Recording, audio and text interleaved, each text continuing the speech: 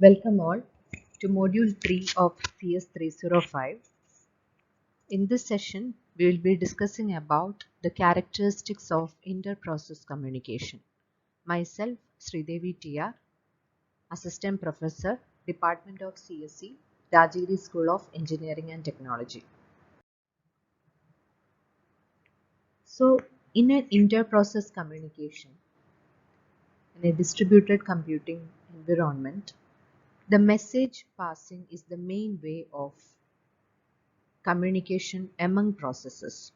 So a message passing between a pair of processes, it can be supported by the basic primitives like send, receive, etc.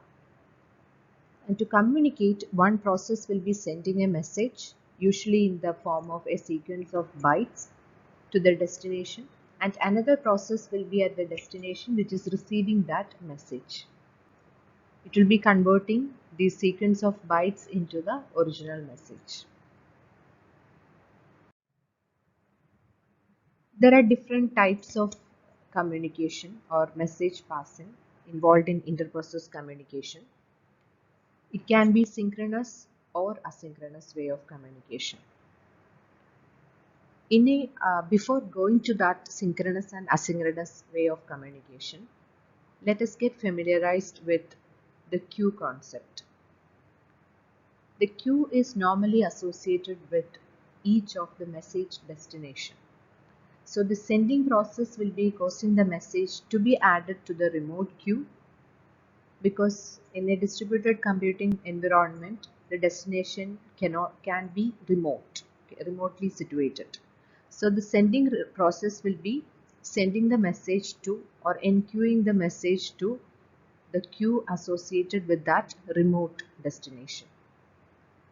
Once the destination has received this message, it will be dequeuing or it will be removing that message from that queue.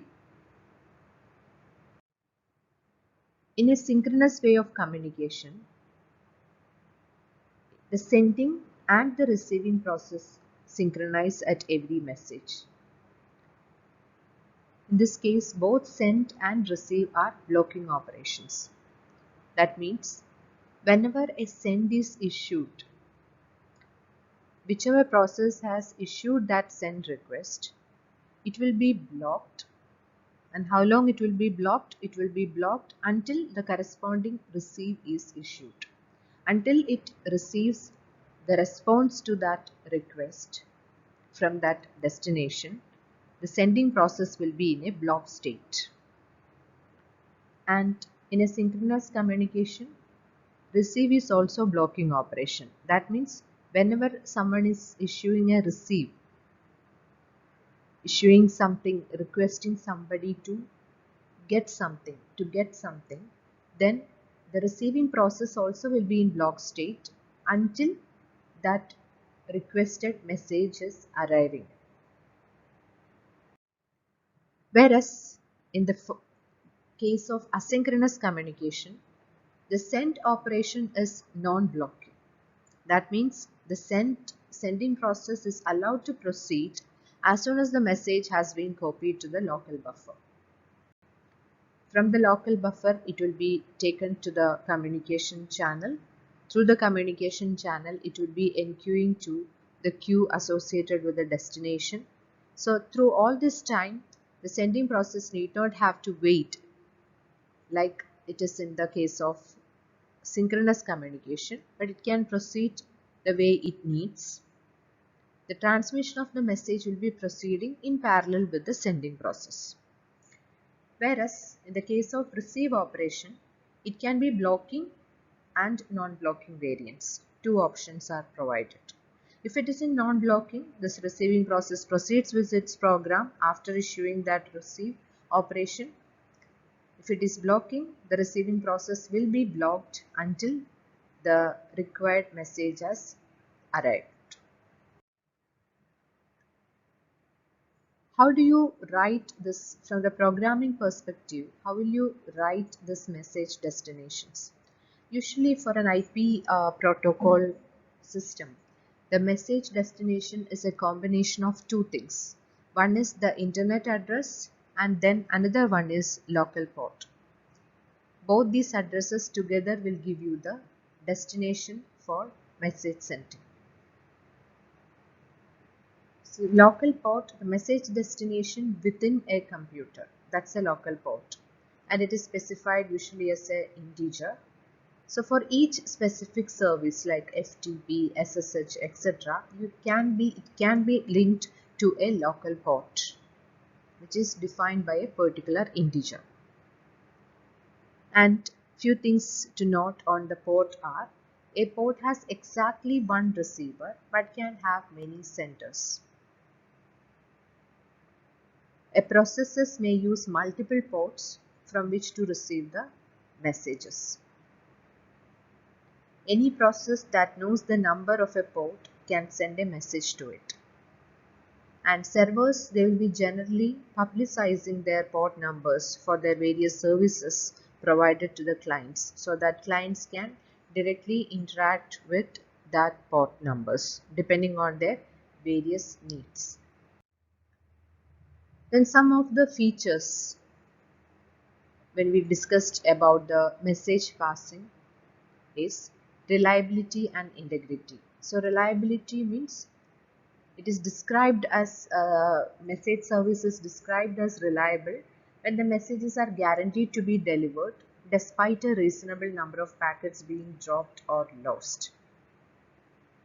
It's guaranteed to be delivered. In contrast, point-to-point message service can be described as unreliable if messages are not guaranteed to be delivered in the face of even a single packet dropped or lost. When it comes to integrity, messages must arrive uncorrupted or without duplication.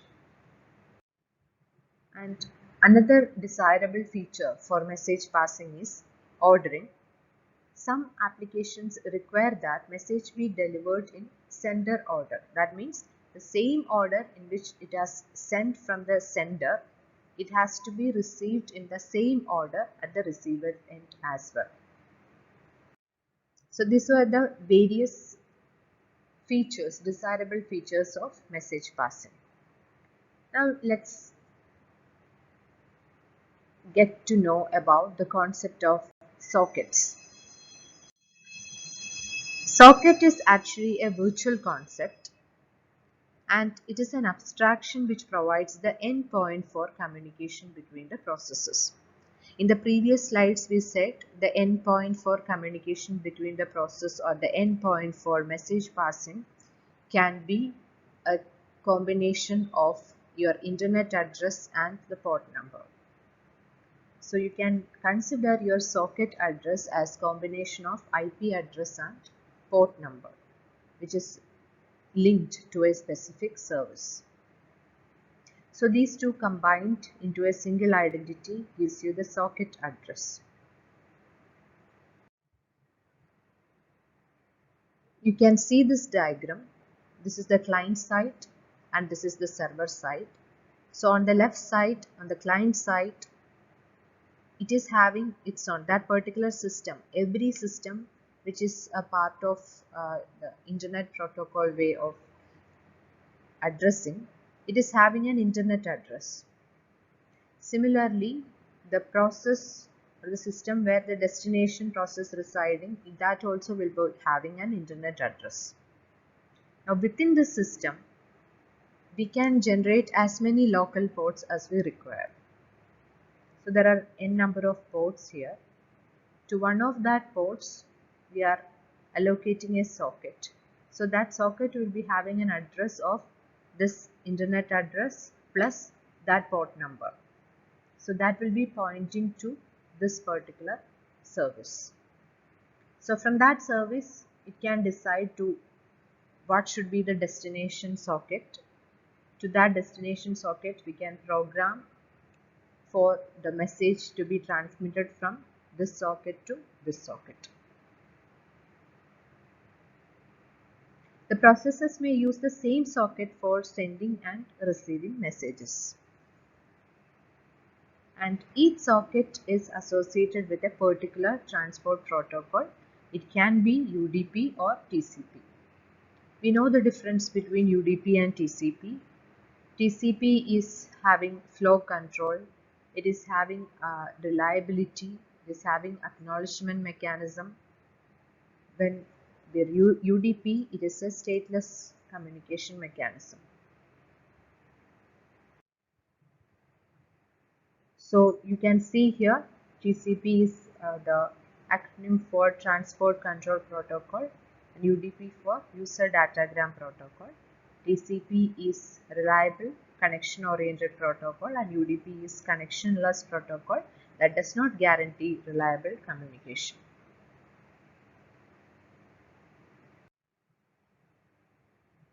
The basic terminology for the things or the message which is getting transmitted in a UDP way of message sending and receiving is datagram.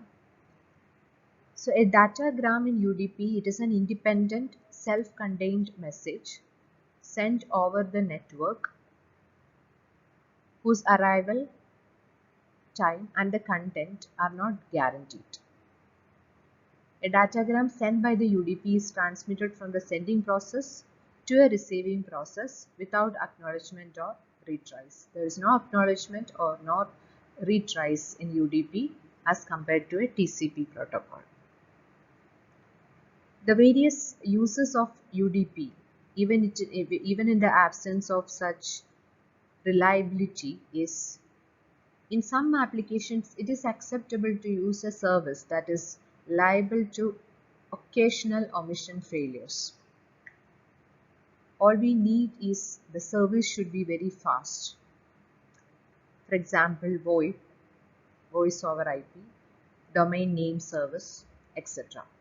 So such applications which